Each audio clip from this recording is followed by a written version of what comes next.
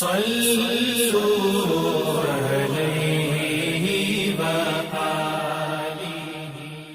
اللہ صلی اللہ علیہ وآلہ وسلم نزول قرآن کے وقت بہت سختی محسوس فرمایا کرتے تھے، اور اس کی علامتوں میں سے ایک یہ تھی کہ یاد کرنے کے لیے آپ اپنے ہونٹوں کو ہلاتے تھے۔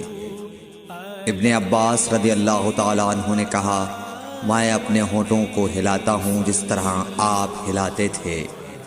سعید کہتے ہیں، میں بھی اپنے ہونٹ ہلاتا ہوں جس طرح ابن عباس رضی اللہ تعالیٰ عنہ کو میں نے ہلاتے دیکھا۔ پھر انہوں نے اپنے ہونٹ ہلائے۔ ابن عباس رضی اللہ تعالیٰ عنہ نے کہا، پھر یہ آیت اتری کہ اے محمد، قرآن کو جلد جلد یاد کرنے کے لیے اپنی زبان نہ ہلاؤ، اس کا جمع کر دینا اور پڑھا دینا ہمارا ذمہ ہے۔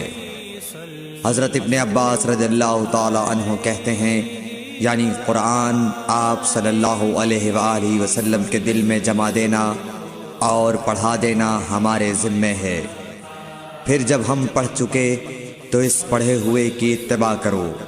ابن عباس رضی اللہ تعالیٰ عنہ فرماتے ہیں، اس کا مطلب یہ ہے آپ اس کو خاموشی کے ساتھ سنتے رہو، اس کے بعد مطلب سمجھا دینا ہمارے ذمہ ہے۔ پھر یقیناً یہ ہماری ذمہ داری ہے کہ آپ اس کو پڑھو، یعنی اس کو محفوظ کر سکو۔ چنانچہ اس کے بعد جب آپ کے پاس حضرت جبرائیل علیہ السلام وحی لے کر آتے تو آپ توجہ سے سنتے، جب وہ چلے جاتے تو رسول اللہ صلی اللہ علیہ وسلم اس وحی کو اس طرح پڑھتے جس طرح حضرت جبرائیل علیہ السلام نے اسے پڑھا تھا۔ صحیح بخاری حدیث نمبر 5۔